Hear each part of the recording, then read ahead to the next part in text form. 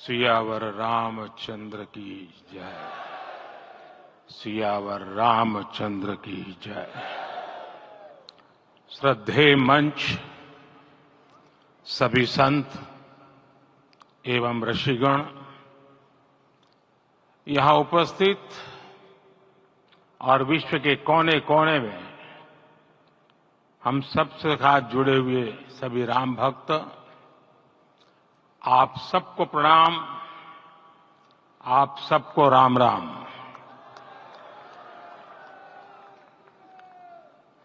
आज हमारे राम आ गए हैं।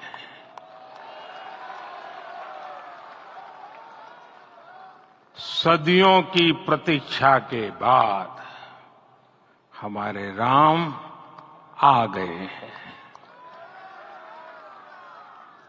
सदियों का अभूतपूर्व धैर्य, अनगिनत बलिदान, त्याग और तपस्या के बाद हमारे प्रभु राम आ गए हैं। इस शुभ घड़ी की आप सभी को, समस्त देशवासियों को बहुत बहुत बधाई। मैं अभी गर्भगृह में ईश्वरीय चेतना का साक्षी बनकर आपके सामने उपस्थित हुआ हूं। कितना कुछ कहने को है, लेकिन कंठ अवरुद्ध है। मेरा शरीर अभी भी स्पंदित है, चित्त अभी भी उस पल में लीन है।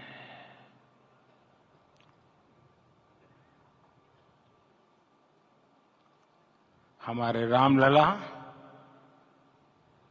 अब टेंट में नहीं रहेंगे।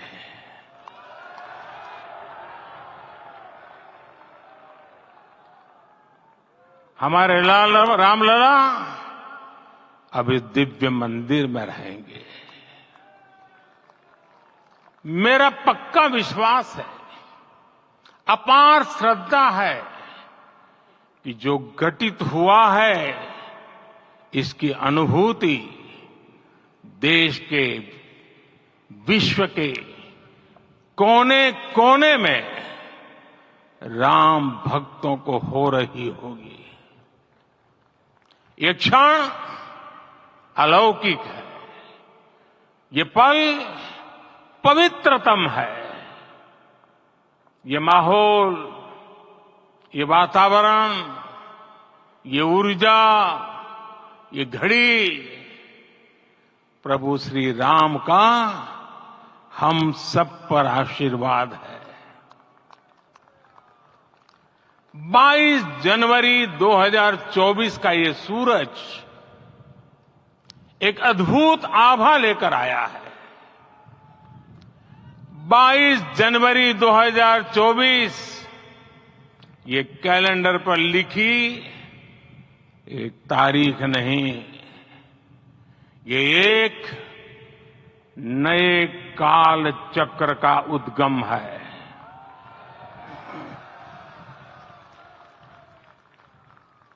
राम मंदिर के भूमि पूजन के बाद से प्रतिदिन पूरे देश में उमंग और उत्साह बढ़ता ही जा रहा था। निर्माण कार्य देख देशवासियों में हर दिन एक नया विश्वास पैदा हो रहा था। आज हमें सदियों के उस धैर्य की धरोहर मिली है। आज हमें श्री राम का मंदिर मिला है। गुलामी की मानसिकता को तोड़कर उठ खड़ा हो राष्ट्र। अतीत के हर दंश से हौसला लेता हुआ राष्ट्र ऐसे ही नव इतिहास का सृजन करता है। आज से 1000 साल बाद भी लोग आज की इस तारीख की, आज के इस पल की चर्चा करेंगे। और ये कितनी बड़ी राम कृपा है कि हम सब इस पल को जी रहे हैं, इसे साक्षात घटित होते देख रहे हैं। आज दिन, दिशाएं, दिगंत सब दिव्यता से परिपूर्ण है। ये समय सामान्य समय नहीं है। ये काल के चक्र पर सर्वकालिक शाही से अंकित हो रही अमिट स्मृति रेखाएं हैं। साथियों, हम सब जानते हैं कि जहां राम का काम होता है, वहां पवन पुत्र हनुमान अवश्य विराजमान होते हैं। इसलिए मैं राम भक्त हनुमान और हनुमान गढ़ी को भी प्रणाम करता हूं। मैं माता जानकी, लक्ष्मण जी, भरत, शत्रुघ्न सबको नमन करता हूं। मैं पावन अयोध्यापुरी और पावन सरयू को भी प्रणाम करता हूं। मैं इस पल दैवीय अनुभव कर रहा हूं कि जिनके आशीर्वाद से ये महान कार्य पूरा हुआ है। वे दिव्य आत्माएं, वे दैवीय विभूतियां भी इस समय हमारे आसपास उपस्थित है। मैं इन सभी दिव्य चेतनाओं को भी कृतज्ञता पूर्वक नमन करता हूं। मैं आज श्री राम से क्षमा याचना भी करता हूं। हमारे पुरुषार्थ, हमारे त्याग, तपस्या में कुछ तो कमी रह गई होगी कि हम इतनी सदियों तक ये कार्य कर नहीं पाए। आज वो कमी पूरी हुई है।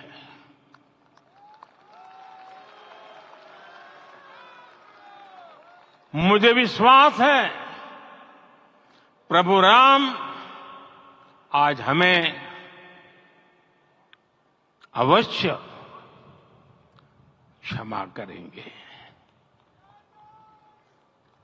मेरे प्यारे देशवासियों, त्रेता में राम आगमन पर पूज्य संत तुलसीदास जी ने लिखा है, प्रभु बिलो की हर से पुरबासी, जनित वियोग विपत्ति सबनासी। अर्थात प्रभु का आगमन देकर ही सब अयोध्यावासी, समग्र देशवासी हर्ष से भर गए। लंबे वियोग से जो आपत्ति आई थी, उसका अंत हो गया। उस कालखंड में तो वो वियोग केवल 14 वर्षों का था। तब भी इतना असह्य था। इस युग में तो अयोध्या और देशवासियों ने सैकड़ों वर्षों का वियोग सहा है। हमारी कई कई पीढ़ियों ने वियोग सहा है। भारत के तो संविधान में उसकी पहली प्रति में भगवान राम विराजमान है। संविधान के अस्तित्व में आने के बाद भी दशकों तक प्रभु श्री राम के अस्तित्व को लेकर कानूनी लड़ाई चली। मैं आभार व्यक्त करूंगा भारत की न्यायपालिका का, जिसने न्याय की लाज रख ली।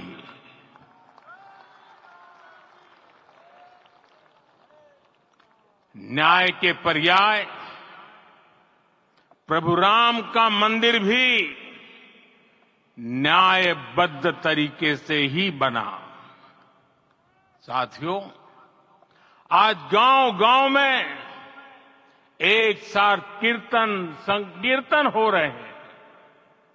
आज मंदिरों में उत्सव हो रहे हैं, स्वच्छता अभियान चलाए जा रहे हैं। पूरा देश आज दीपावली मना रहा है। आज शाम घर घर राम ज्योति प्रज्वलित करने की तैयारी है। कल मैं श्री राम के आशीर्वाद से धनुषकोडी में राम सेतु के आरंभ बिंदु अरिचल मुनाई पर था। जिस घड़ी प्रभु राम समुद्र पार करने निकले थे, वो एक पल था जिसने काल चक्र को बदला था। उस भावमय पल को महसूस करने का मेरा ये विनम्र प्रयास था। वहां पर मैंने पुष्प वंदना की। वहां मेरे भीतर एक विश्वास जगा कि जैसे उस समय काल चक्र बदला था, उसी तरह अब काल चक्र फिर बदलेगा और शुभ दिशा में बढ़ेगा। अपने 11 दिन के व्रत अनुष्ठान के दौरान मैंने उन स्थानों का चरण स्पर्श करने का प्रयास किया जहां प्रभु राम के चरण पड़े थे।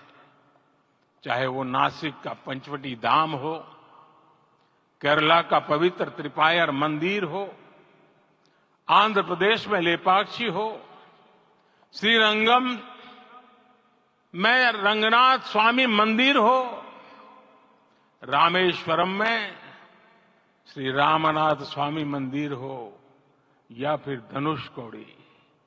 मेरा सौभाग्य है कि इसी पुनीत पवित्र भाव के साथ मुझे सागर से सरयू तक की यात्रा का अवसर मिला। सागर से सरयू तक हर जगह राम नाम का वही उत्सव भाव छाया हुआ है। प्रभु राम तो भारत की आत्मा के कण कण से जुड़े हुए हैं। राम भारतवासियों के अंतर मन में विराजे हुए हैं।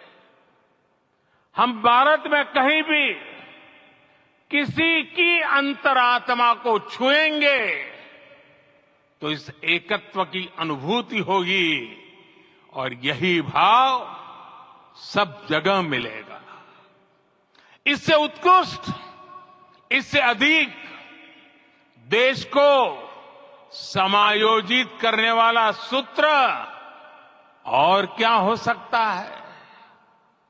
मेरे प्यारे देशवासियों, मुझे देश के कोने कोने में अलग अलग भाषाओं में रामायण सुनने का अवसर मिला है, लेकिन विशेषकर पिछले 11 दिनों में रामायण अलग अलग भाषा में अलग राज्यों से मुझे विशेष रूप से सुनने का मौका मिला।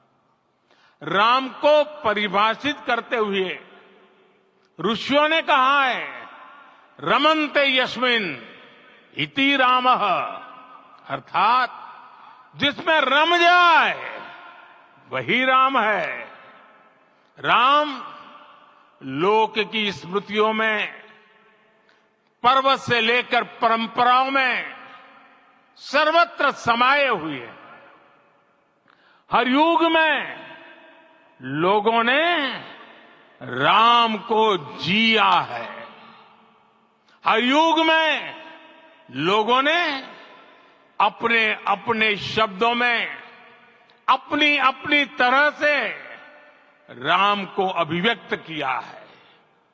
और ये राम रस जीवन प्रवाह की तरह निरंतर बहता रहता है।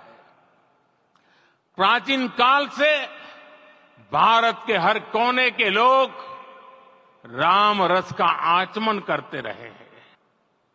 राम कथा असीम है और रामायण भी अनंत है। राम के आदर्श, राम के मूल्य, राम की शिक्षाएं सब जगह एक समान है।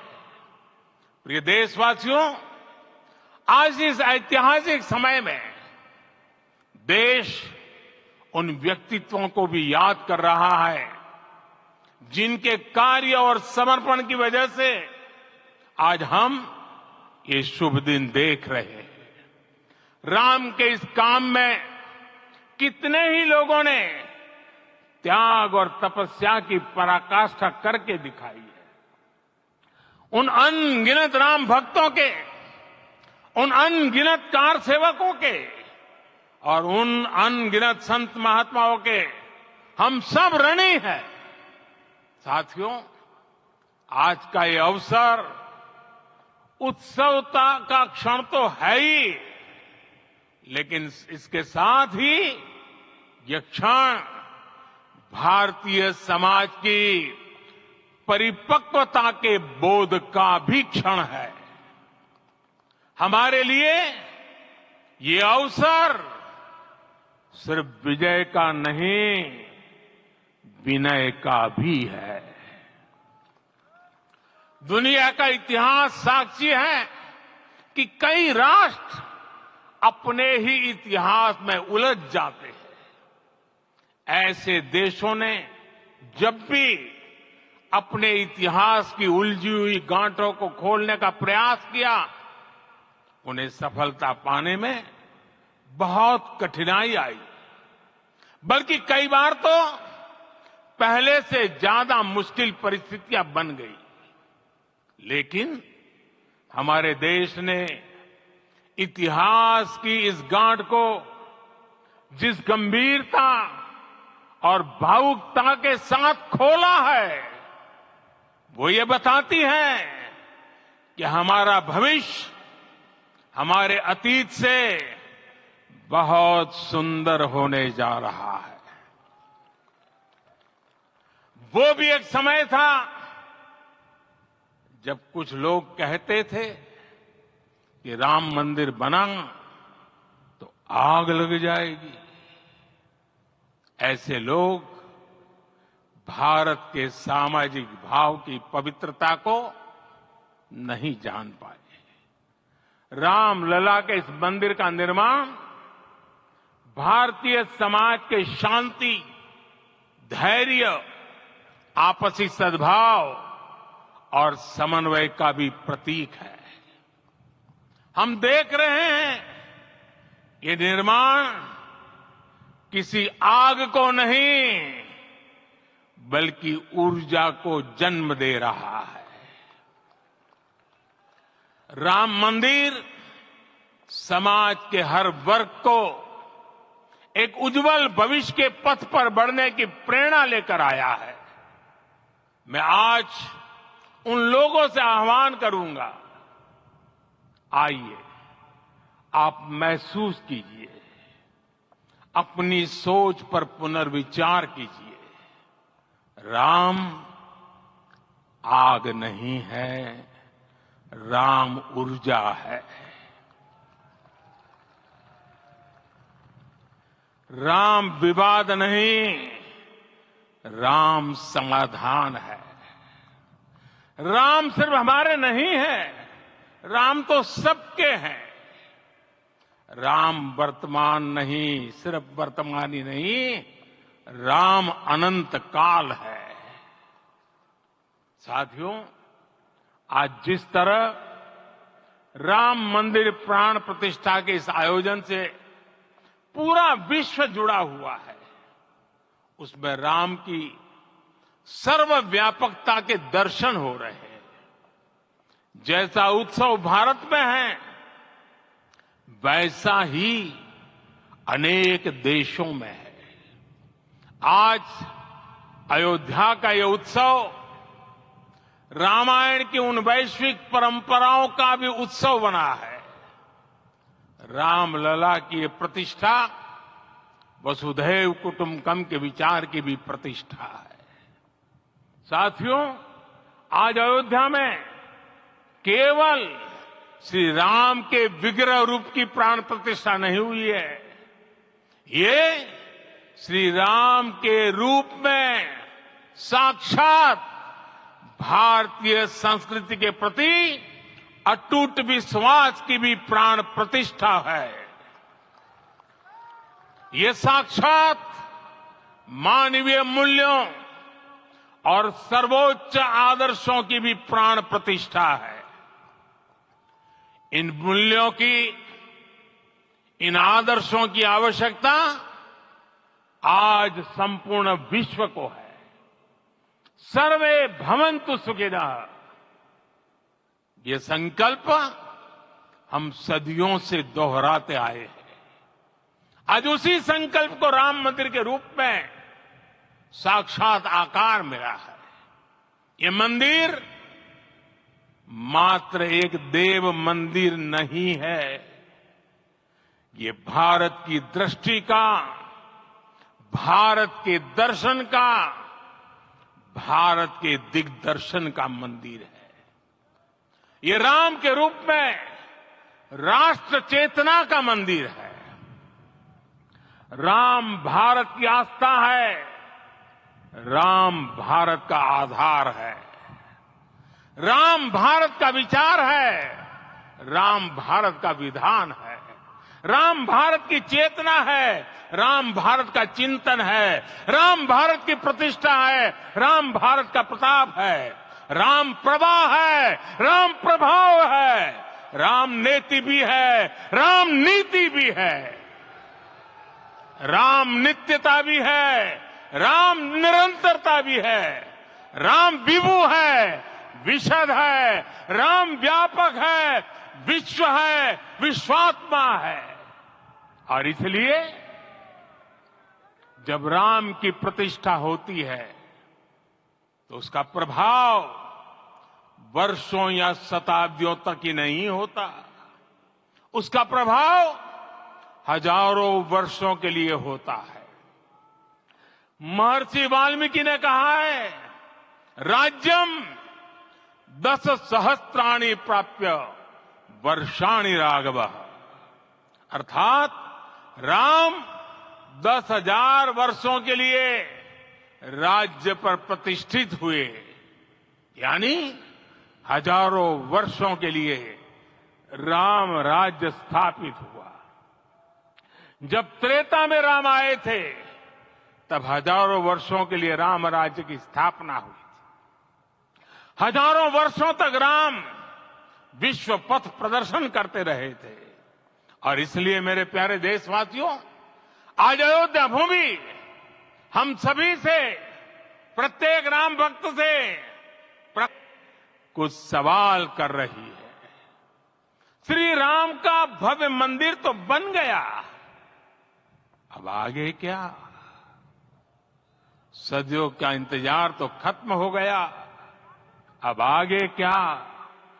आज के इस अवसर पर जो दैवीय आत्माएं हमें आशीर्वाद देने के लिए उपस्थित हुई हैं, हमें देख रही हैं, उन्हें क्या हम ऐसे ही विदा करेंगे? नहीं, कदापि नहीं। आज मैं पूरे पवित्र मन से महसूस कर रहा हूं कि काल चक्र बदल रहा है। ये सुखद संयोग है कि हमारी पीढ़ी को एक कालजयी पथ के शिल्पकार के रूप में चुना गया है। 1000 वर्ष बाद की पीढ़ी राष्ट्र निर्माण के हमारे आज के कार्यों को याद करेगी। इसलिए मैं कहता हूं, यही समय है, सही समय है। हमें आज से, इस पवित्र समय से अगले 1000 साल के भारत की नींव रखनी है। मंदिर निर्माण से आगे बढ़कर अब हमें सभी देशवासी यही इस पल से समर्थ, सक्षम, भव्य, दिव्य भारत के निर्माण की सौगंध लेते हैं।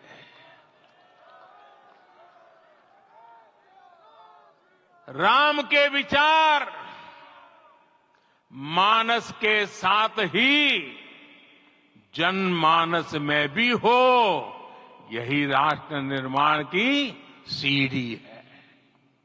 साथियों, आज के युग की मांग है कि हमें अपने अंतःकरण को विस्तार देना होगा। हमारी चेतना का विस्तार देव से देश तक, राम से राष्ट्र तक होना चाहिए। हनुमान जी की भक्ति, हनुमान जी की सेवा, हनुमान जी का समर्पण, ये ऐसे गुण हैं जिन्हें हमें बाहर नहीं खोजना पड़ता। प्रत्येक भारतीय में भक्ति, सेवा और समर्पण के भाव समर्थ, सक्षम, भव्य, दिव्य भारत का आधार बनेंगे। और यही तो है देव से देश और राम से राष्ट्र की चेतना का विस्तार। दूर सुदूर जंगल में, कुटिया में जीवन गुजारने वाली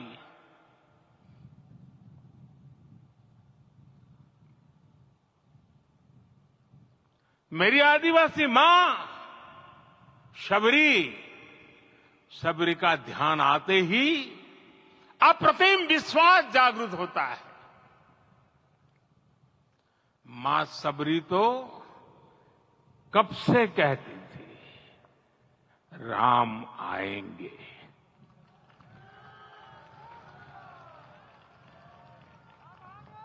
प्रत्येक भारतीय में जन्मा यही विश्वास समर्थ, सक्षम, भव्य भारत का आधार बनेगा। और यही तो है देव से देश और राम से राष्ट्र की चेतना का विस्तार। हम सब जानते हैं कि निषाद राज की मित्रता सभी बंधनों से परे है। निषाद राज का राम के प्रति सम्मोहन, प्रभु राम का निषाद राज के लिए अपनापन कितना मौलिक है। सब अपने हैं, सभी समान है। प्रत्येक भारतीय में अपनत्व की, बंधुत्व की ये भावना समर्थ, सक्षम, भव्य, दिव्य भारत का आधार बनेगी।